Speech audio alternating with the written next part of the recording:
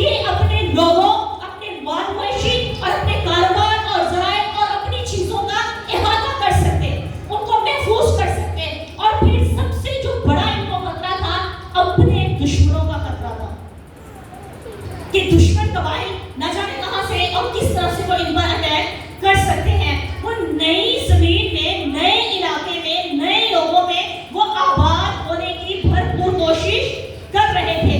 یعنی یہ جو قبیلہ ہے یہ مکمل طور پر غیر مستحکم اور غیر محفوظ تھا. اور اسی اثناء میں اگر آپ 21ویں آیت اور 22ویں آیت کو دیکھیں تو وہاں پر ہمیں سچویشن ملتی ہے کہ اب دیکھیں ہم نے بغور سیکھا ہے کہ اس گروہ، اس قبیلے کی حالت کیسی تھی. غیر محفوظ، غیر مستحکم، آبادی تھوڑی، جو محدود لوگ تھے، دفاعی حالت ان کی کمزور تھی، منتشر قبیلہ تھا. خطرات تھے کہ کون سا قبیلہ یا کون سا گروہ یا کوئی بھی کسی قسم کے لوگ آ کر ان پر حملہ کر سکتے ہیں، ان کے معاشروں پر حملہ کر سکتے ہیں. اب جب یہ خود ڈرے ہوئے ہیں، سہمے ہوئے ہیں، مشکلات کا شکار ہیں، اسی دورانیے میں ہوتا یہ ہے کہ اسی علاقے کے یعنی اس گروہ کے یعنی افرائیم کے جو بیٹے ہیں یہ باہر نکلتے ہیں. کیا کرتے ہیں؟ یہ باہر نکلتے ہیں. اب جب یہ باہر نکلتے ہیں نئی جگہ پر جا کر، ڈرے سے ہمیں پہلے خود ہیں، پریشان خود ہیں، گھر اپنا مضبوط نہیں ہے، گھر اپنا سیکیور نہیں ہے. لیکن جب یہ باہر نکلتے ہیں اور باہر جا کر جب یہ غور کرتے ہیں کہ کنعان کے لوگ اور جات کے لوگ، ان کے پاس تو مال مویشی بہت زیادہ ہے، ان کے پاس تو جانور بہت زیادہ ہے، ان کے پاس تو ریوڑ بہت زیادہ ہے، ان کے پاس مواشی بہت زیادہ ہے. تو ان کے دل میں ایک لالچ، ایک حسرت اور ایک جو جستجو پیدا ہوتی ہے کہ کیوں نہ ہم ان پر حملہ کریں اور ان کے مال مویشی کو ضبط کر دیں. حالت کا آپ اندازہ لگا رہے ہیں یہ کیسی ہے.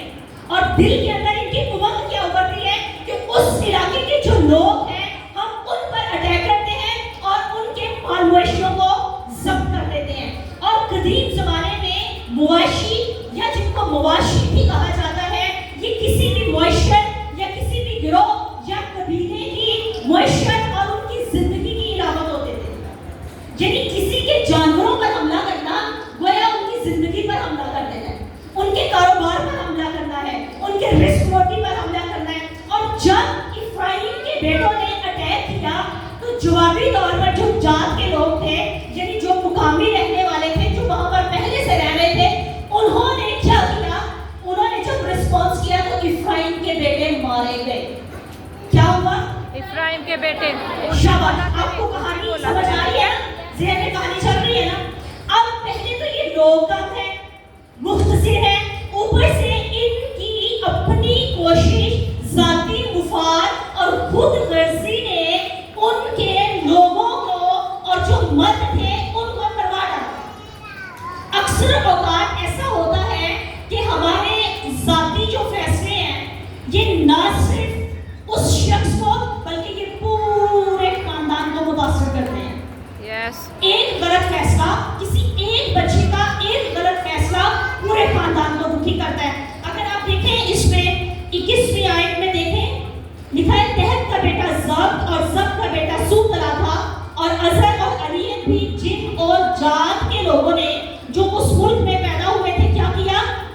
مار ڈالا. کیا کیا انہوں نے؟ مار ڈالا. کیوں؟ وجہ کیا بتائیں گے یہ؟ کیونکہ وہ ان کی مواشی لے جانے کو ادھر آئے تھے. اور اگلی بات لکھی ہے اور ان کا باپ افرائیم بہت دنوں تک ماتم کرتا رہا.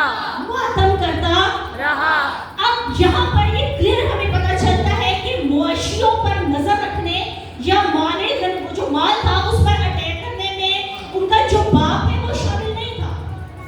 لیکن بچوں کے ذاتی غلط فیصلے جو ہیں وہ ماں باپ کو دکھی کر دیتے ہیں.